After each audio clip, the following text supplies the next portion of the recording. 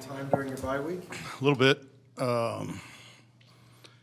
Yeah, a couple days took off. I was early in the week looking at Michigan tape from the last decade.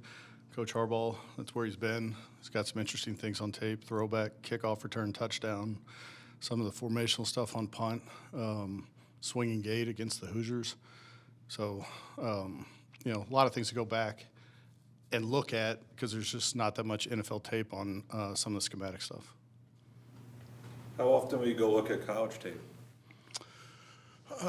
Quite a bit for the draft.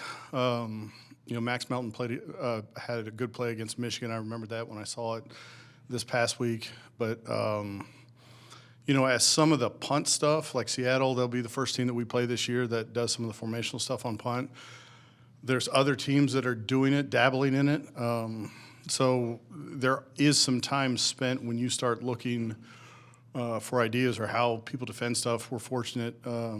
Sam was a college coach for a couple of years in the recent history. So, some of the schematic things that I've got ideas on, I just flat out told him this week, like, I want to know everything you would do on punt return this week, schematic. And so I hope that Fitz and Coach Harbaugh go look at Eastern Michigan tape for the last decade as well. But yeah, you look for ideas in some of the things that have been successful against different schemes.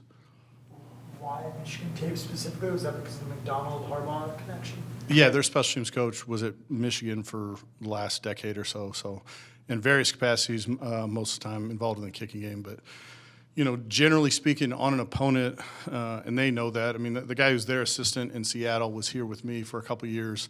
That's who Sam replaced. So there's a lot of knowledge on their side, knowing how we think or some of the things that may or may not be on tape.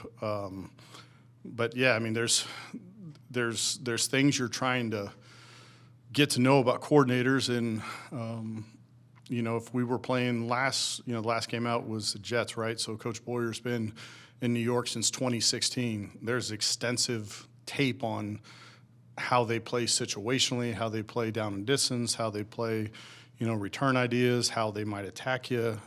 There's a lot of information out there. And I've been here 7 years, so there's probably a lot of information on me out there. With the way Blake has played, especially like when you start looking at guys who might be able to get postseason honors, does that mean something to you in the end if your guys end up getting that, whether it's him or Joey Blunt or whatever? You always want your guys to play well. Generally speaking, if they're in conversations like that, the season's gone better than some other guys. I don't really, it's a long season, and you can play well for a long time, and things can go south in a hurry. So, it's cliche, but it is 1 week at a time, one game at a time, one play at a time.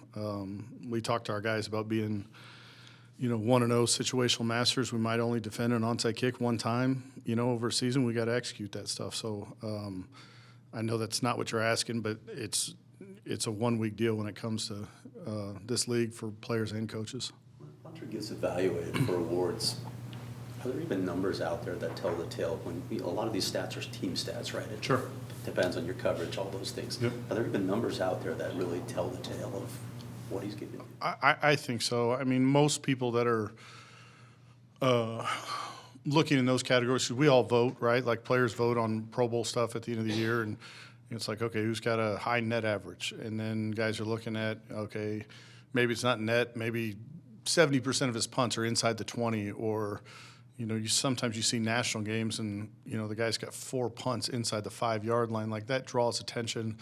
Gross average, if it's a high gross but a low net, that's probably not, ideal. But, yeah, there are some things I think guys look at.